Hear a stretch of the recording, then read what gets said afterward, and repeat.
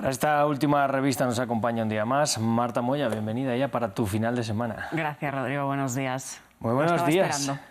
Ya esperando, ¿verdad? Sí. Bueno, vamos a hablar hoy de algo que nos trae el medio Axios de Estados Unidos, Marta, muy interesante porque afirma que senadores, ¿no?, de ambos partidos, republicano y demócrata en Estados Unidos, han ido a visitar la Corte Penal Internacional para mostrar su preocupación ante esos posibles arrestos o órdenes de arrestos contra miembros del gabinete de Israel. Esto es una información exclusiva, Rodrigo, de Axios. Han ido a visitar la Corte de manera remota porque fue una reunión telemática.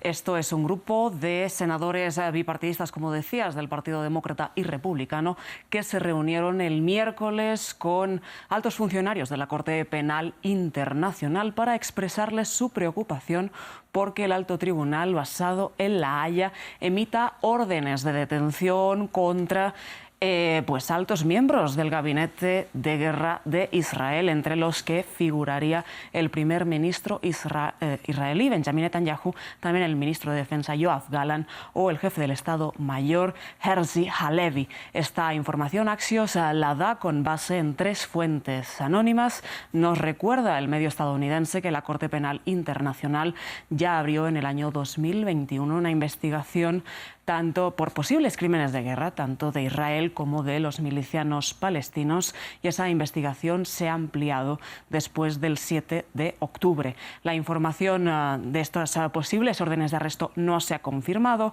pero desde la Corte Penal Internacional sostienen que todos los procesos son confidenciales. No obstante, señala Axios que Netanyahu está verdaderamente preocupado por este posible orden de arresto internacional en su contra, y que ha estado hablando últimamente con senadores estadounidenses para que traten de presionar a la CPI y traten así de impedirlo. Por tanto, esa reunión podría haberse dado en este contexto. Asimismo, Israel ha dicho recientemente a Estados Unidos que tiene información de que funcionarios de la autoridad palestina estarían presionando también a la Corte Penal Internacional para que emitan esas órdenes, e Israel ha advertido o amenazado a Estados Unidos de que si la CPI emite esas órdenes tomará medidas de represalia contra la autoridad palestina que podrían conducir textualmente a su colapso.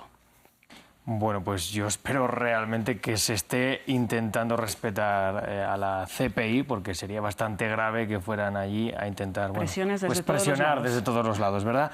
Marta, vamos a ir ahora a Francia porque el medio The Economist reflexiona sobre una controvertida entrevista que realizó al presidente galo Emmanuel Macron. ¿Qué es lo que ha pasado en esa entrevista? Bueno, pues Rodrigo, The Economist titula El mensaje urgente para Europa de Emmanuel Macron. El presidente, como decías, ofreció una entrevista al medio The Economist hace unos días y dice The Economist de esa entrevista: una maratón de 2 horas a escala castrista que acabó desde la aniquilación nuclear hasta una alianza de bibliotecas europeas. Macron habló un poco de todo. Los críticos consideran que esa entrevista del presidente francés fue una mezcla tanto de electoralismo como, textualmente, de la vanidad de un presidente jupiteño que piensa en su legado. Entonces, ¿qué dijo Emmanuel Macron en esa entrevista con The Economist? Pues que Europa enfrenta en estos momentos un peligro inminente y que, textualmente también, las cosas pueden desmoronarse rápidamente. Concretamente, si Rusia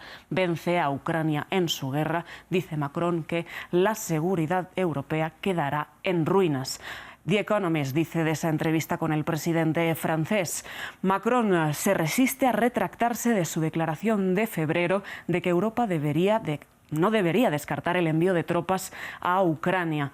Sostiene también este artículo del medio que el presidente solicitó la celebración de un debate existencial para crear un nuevo marco de defensa en Europa que también acabe con esa dependencia militar sobre Estados Unidos. The Economist, en uno de sus párrafos también en este artículo, dice lo siguiente: las soluciones de Macron plantean asimismo problemas, sobre todo porque podrían ser víctimas de las anquilosadas estructuras de la propia Unión Europea.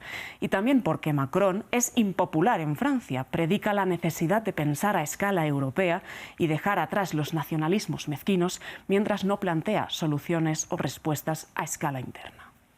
Desde luego, cada vez que habla Macron tenemos una noticia nueva, le gusta y el ser incendiario al presidente Como francés. decimos en España, sube el pan. Habla Macron y sube el pan. Exactamente. Marta, vamos a cerrar ahora con un artículo precisamente del País, hablando de España, que nos cuenta la historia de Racus. Quizás algunos de nuestros espectadores ya sepan de qué estamos hablando. Es ese orangután que podría atendernos, ¿no?, en caso de tener alguna herida en la cara, quizás como ha tenido él. Yo creo que nos vale como médico de primeros auxilios Racus, que es un orangután indonesio, de Sumatra concretamente, y a quienes los investigadores han ido siguiendo porque ha estado curándose una herida que tenía en el rostro con una planta medicinal local de allí de la selva indonesia.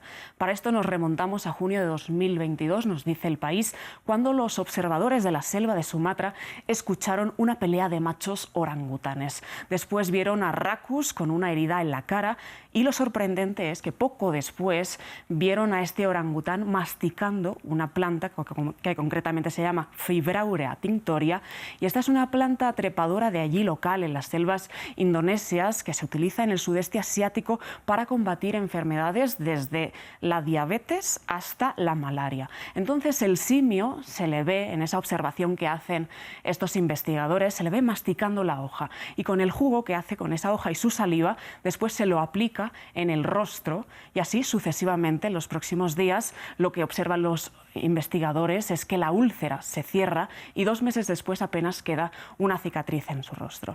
Dice el artículo del País que es la primera vez que se registra este tipo de conducta en los orangutanes. Pues muy interesante lo que nos trae este orangután. La verdad que estamos casi viendo la evolución en directo, Marta. Sí. Bueno, muchas gracias por esta revista de prensa.